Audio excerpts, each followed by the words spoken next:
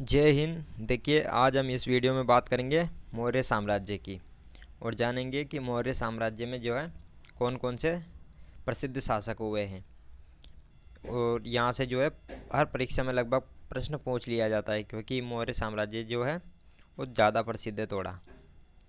और ये पीडीएफ आप जो है टेलीग्राम से डाउनलोड कर लेना, उसकी लिंक आपको नीचे डिस्क्रिप्शन में मिल जाएगी। तो शुरू करते हैं। मौर्य साम्राज्य से पहले जो है वो मगध का शासक धनानंद था यहाँ पर, जिसको क्या हुआ कि चंद्रगुप्त मौर्य ने इस धनानंद को पराजित कर दिया और मौर्य साम्राज्य की जो है वो स्थापना कर दी।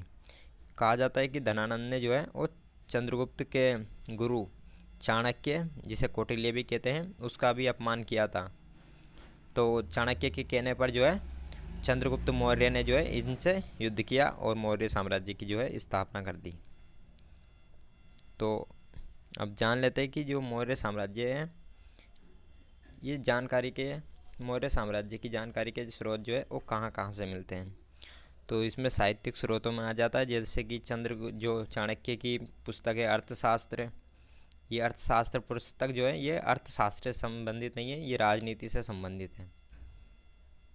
और इसके बाद जो मेगस्थनीज था उसकी पुस्तक इंडिका, विशाखदत्त की मुद्रा राक्षस, इसके अलावा जैन धर्म के जो ग्रंथ है, बौद्ध धर्म के ग्रंथ हैं, तथा जो कल्लण की राजतरंगिणी थे, इन सब से जो है मौर्य वंश के बारे में जानकारी मिलती है। इसके अलावा अगर पुरातात्विक स्रोतों की बात करें तो इसमें आ जाता है अशोक का अभिलेख, जूनागढ़ का अभिलेख, रुद्रदामन का अभिलेख तथा शाहगौर का अभिलेख। इन सब से जो है मौर्य वंश की जानकारी मिलती है। अभी ये जो है देख लेते हैं कि जो चंद्रगुप्त मौर्य ने मौर्य वंश की स्थापना की थी उसका विस्तार कहाँ कहाँ तक था। तो ये उत्तर में हिमालय से लेकर जो है दक्षिण में मैसूर तक तथा पूर्व में बंगाल से लेकर उत्तर में जो है ये इंदुकुश पर्वत तक था, और पश्चिम में अरब सागर तक जो है इसका साम्राज्य फैला हुआ था। अब यहाँ पर देख लेते हैं कि मौर्य साम्राज्य में जो है कौन कौन से शासक हुए हैं। इसमें सबसे पहले चंद्रगुप्त मौर्य, फिर बिंदुसार, फिर अशोक। ये तीनों को हमें पढ़ना है बेसिक से, क्योंकि प्रश्न ज़्यादातर यहीं से पूछ लिए जाते हैं। इसके बाद आ जाते हैं दशरथ मौर्य, संप्रति, शालीसुख, देववर्मन, शतधन्वन तथा वृद्धरथ। तो आपको जो है ऊपर के तीन, चंद्रगुप्त मौर्य, बिंदुसार तथा अशोक, इन तीनों को जो है याद करना है, और अंतिम शासक वृद्धरथ ये याद करना है। बस इन चारों को याद रखना है, बाकी से जो है प्रश्न नहीं पूछे जाते हैं। तो शुरुआत करते हैं चंद्रगुप्त मौर्य से। ये प्रथम शासक था और इसे ही जो है संस्थापक कहा जाता है। इनकी माता का नाम मौरा था। 322 ईसा पूर्व में जो है इन्होंने धनानंद को पराजित करके जो है वो मौर्य साम्राज्य की स्थापना कर दी थी। और इनका प्रधानमंत्री जो है कौटिल्य, चाणक्य या इसे ही विष्णुगुप्त जो है कहते हैं, ये इनके प्रधानमंत्री थे। और जो चाणक्य के शिष्य थे वो चंद्रगुप्त मौर्य ही थे। और धनानंद की पुत्री थी दुर्धरा। इनसे जो है चंद्रगुप्त मौर्य ने विवाह कर लिया था युद्ध के बाद।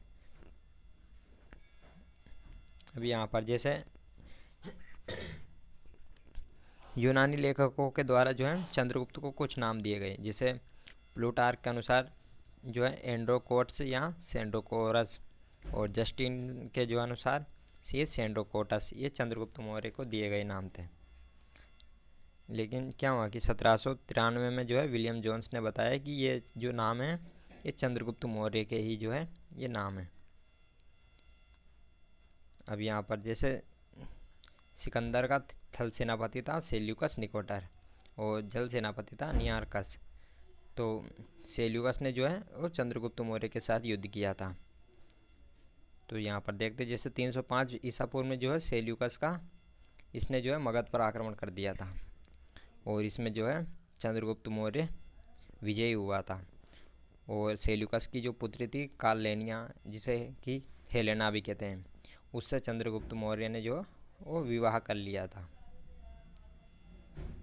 इसके बाद जो है युद्ध की जो शर्तों के अनुसार सेल्यूकस निकेटर ने जो है चंद्रगुप्त मौर्य को 4 प्रांत दिए थे, काबुल, कंधार, हेरात तथा मकरान। ये चंद्रगुप्त मौर्य को दिए। और उसके बाद जो है चंद्रगुप्त मौर्य ने उपहार स्वरूप जो सेल्यूकस को है वो 500 हाथी उपहार में दिए थे। इसके बाद जो है सेल्यूकस ने जो है वो चंद्रगुप्त मौर्य के दरबार में अपना राजदूत मेगस्थनीज जो है चंद्रगुप्त मौर्य के दरबार में भेजा। और मेगस्थनीज की जो है पुस्तक थी इंडिका, इसमें जो है मौर्य वंश की हमें जानकारी मिलती है। अब यहाँ पर जैसे जैन गुरु थे भद्रबाहु से जो है प्रभावित होकर चंद्रगुप्त मौर्य ने ये जैन धर्म अपना लिया था।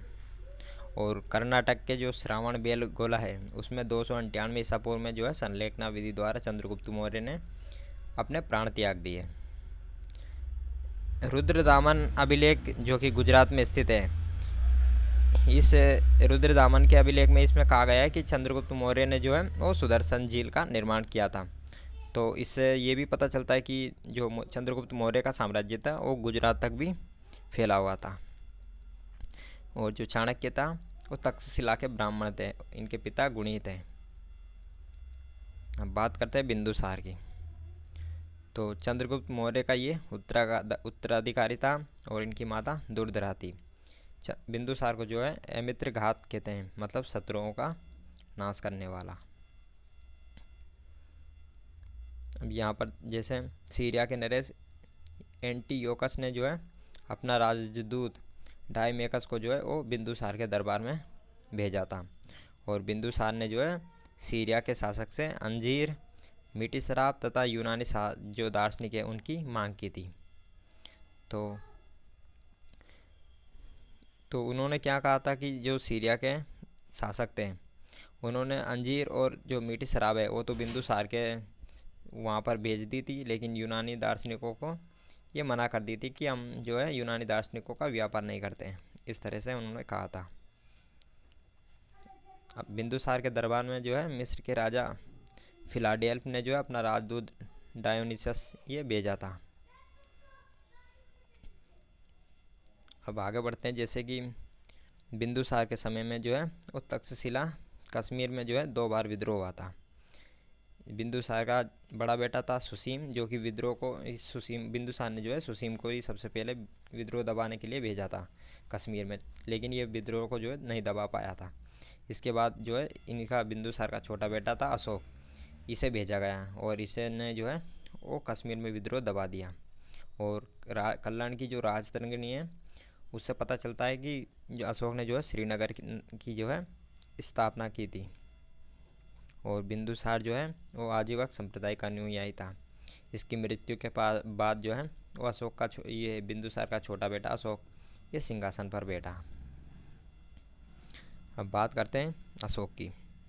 तो अशोक का जन्म जो है वो 304 ईसा पूर्व में पाटलिपुत्र में इनका जन्म हुआ था। बौद्ध ग्रंथों के अनुसार कहा जाता है कि अशोक ने जो है वो सिंहासन पर बैठने के लिए अपने 99 भाइयों को मार दिया था, ऐसा कहा जाता है। 269 ईसा पूर्व में जो है इनका राज्याभिषेक हुआ और इनकी माँ जो है वो सुभद्रांगी थी। राज्याभिषेक के लगभग 8 वर्ष पश्चात जो है 261 ईसा पूर्व में कलिंग का युद्ध हुआ। ये जानकारी मिलती है खारवेल के हाथी गुफा अभिलेख से। अशोक के इस जो ये युद्ध हुआ था कलिंग युद्ध, इसको देखकर जो है अशोक का हृदय परिवर्तित हो गया था, क्योंकि इसमें युद्ध में जो है लाखों लोग मरे हुए थे, मारे गए थे, जिसमें कि बच्चे और औरतें जो कि निर्दोष थे वो भी मर गए थे। बहुत बड़ी संख्या में जो है मारे गए थे। तो इससे जो है अशोक का हृदय परिवर्तित हो गया और उन्होंने युद्ध नीति का जो है परित्याग कर दिया। इसके बाद अशोक ने जो है अब उनका भतीजा था निग्रोध, इनसे जो है बौद्ध धर्म की प्रेरणा ली और बौद्ध धर्म की जो है शिक्षा अशोक को उपगुप्त द्वारा दी गई। और जो अशोक का बौद्ध धर्म था, इन्होंने बौद्ध धर्म अपना लिया, तो ये जो है ये अपना व्यक्तिगत धर्म था। ये कभी भी दूसरे धर्मों को जो है नहीं दबाता था, या अपना जो बौद्ध धर्म है इसको ज़बरदस्ती नहीं करता था किसी से। अपना अनुसार वो चाहे माने या ना माने, ये किसी से ज़बरदस्ती नहीं करता था। और इन्होंने कभी भी कोशीय जो है धर्म इसे घोषित भी नहीं किया। अशोक ने बौद्ध धर्म के प्रचार के लिए जो है अपने बेटे और अपनी बेटी जो है महेंद्र और संघमित्रा को जो है श्रीलंका भेजा था बौद्ध धर्म के प्रचार के लिए। और अशोक ने जो है आजीवक संप्रदायों के लोगों के लिए जो है बराबर की पहाड़ियाँ, वहाँ पर जो है 4 गुफाओं का निर्माण भी किया था। इसमें सुदामा, कर्म, चोपड़ा, विश्व झोपड़ी दान ये दी थी। ये 4 गुफाएं अशोक ने बनवाई थी। अशोक को जो है अभिलेख लिखने की जो प्रेरणा है वो इराक के राजा डेरियस, या जिसे दारा भी कहते हैं, या धाई बाऊ, इनसे जो है अभिलेख लिखने की प्रेरणा मिली थी। अशोक के अभिलेखों की भाषा जो है वो प्राकृतिक, जिसमें कि 4 लिपियों का, ये 4 लिपियों में जो है इन्होंने अभिलेख लिखवाए, जिसमें कि ब्राह्मी लिपि है जो कि भारत में इसका विस्तार मिलता है, और जो खरोष्टी लिपि है वो पाकिस्तान में मिलती है, क्योंकि खरोष्टी लिपि के जो अभिलेख है वो पाकिस्तान की तरफ मिलते हैं। और अरमाइक की जो लिपि है वो अफ़गानिस्तान में मिलती है। इसके बाद ग्रीक लिपि जो है ये अफ़गानिस्तान के उत्तरी सीमा में मिलती है। यहाँ पर खरोष्टी लिपि की एक विशेषता है कि ये जो है ये दाएं से बाएं लिखी जाती है, और बाकी लिपियाँ जो है वो बाएं से दाएं लिखी जाती थी। अब आगे देखते हैं। जैसे अशोक के अभिलेख को पढ़ने की जो पहली सफलता थी वो 1837 ईस्वी में जेम्स प्रिंसेप को इसके अभिलेखों को पढ़ने की सफलता मिली।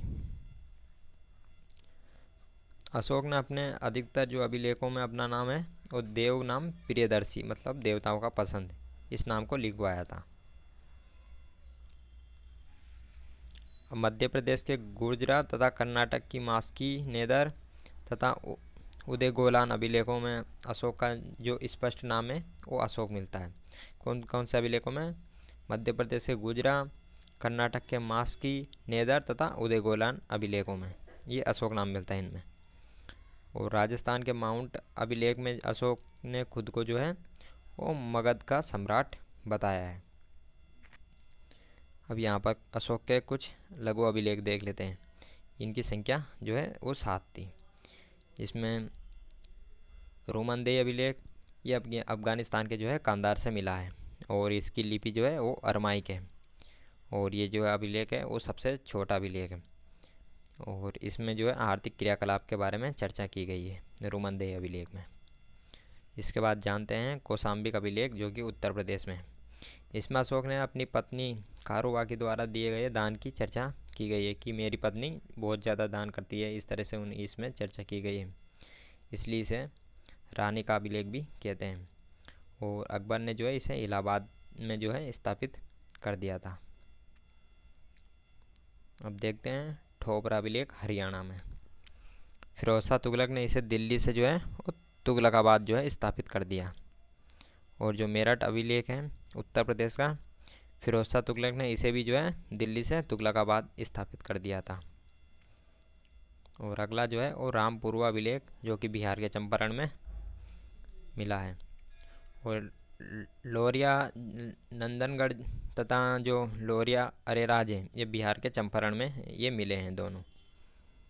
इसके बाद अशोक के आ जाते हैं 14 अभिलेख, जिसमें कि प्रथम अभिलेख है जिसमें कि अहिंसा पर बल तथा पशु बलि की निंदा इसमें की गई है, इस तरह की चर्चा। और जो दूसरा अभिलेख है इसमें पशु चिकित्सा के बारे में जानकारी मिलती है, साथ ही दक्षिण भारतीय राज्य जैसे कि चेर, पांड, श्रीलंका, केरल पुत्र, सतीय पुत्र, इन सब की चर्चा इस द्वितीय अभिलेख में मिलती है। और इसमें चोल वंश की जानकारी नहीं मिलती है। बात करते हैं तीसरे अभिलेख, इसके तीसरे शिलालेख की, तो इसमें अशोक ने जो है 3 अधिकारी राजुक, युक्तक तथा प्रदेशक इनकी इसमें चर्चा की है, जो कि धर्म के प्रचार के लिए जो है थे। चतुर्थ जो शिलालेख है इसमें भेरीघोष मतलब युद्ध के स्थान पर जो है धम्मघोष मतलब युद्ध के स्थान पर जो है बौद्ध नीति की इसमें चर्चा की गई है। और 5वें शिलालेख में इसमें धम्म महामात्रा नामक अधिकारी की चर्चा है जो कि धार्मिक जीवन की देखरेख ये करते थे। और इसके जो छठा अभी शिलालेख है इसमें अशोक ने कहा कि मेरा अधिकारी जन कल्याण के लिए जब चाहे मुझसे मिल सकते हैं, इस तरह के इस शिलालेख में लेख लिखा गया है। और जो 7वां शिलालेख है, इसमें अशोक ने विभिन्न धर्मों के आपसी समन्वय की बात की है। और ये जो है 7वां शिलालेख, ये सबसे बड़ा शिलालेख है। बात करते हैं 8वें शिलालेख की। तो अशोक के धम्म यात्रा की चर्चा जो है, इसके राज्याभिषेक से 8वें वर्ष प्रारंभ होती है और राज्याभिषेक के जो है 10वें वर्ष गया तथा राज्याभिषेक के 20वें वर्ष जो है लुम्बिनी, इसमें जो है ये बातें की गई हैं। और 9वें शिलालेख में जो है छोटे छोटे त्योहारों पर इसने प्रतिबंध लगा दिया था और शिष्टाचार का इसमें वर्णन मिलता है।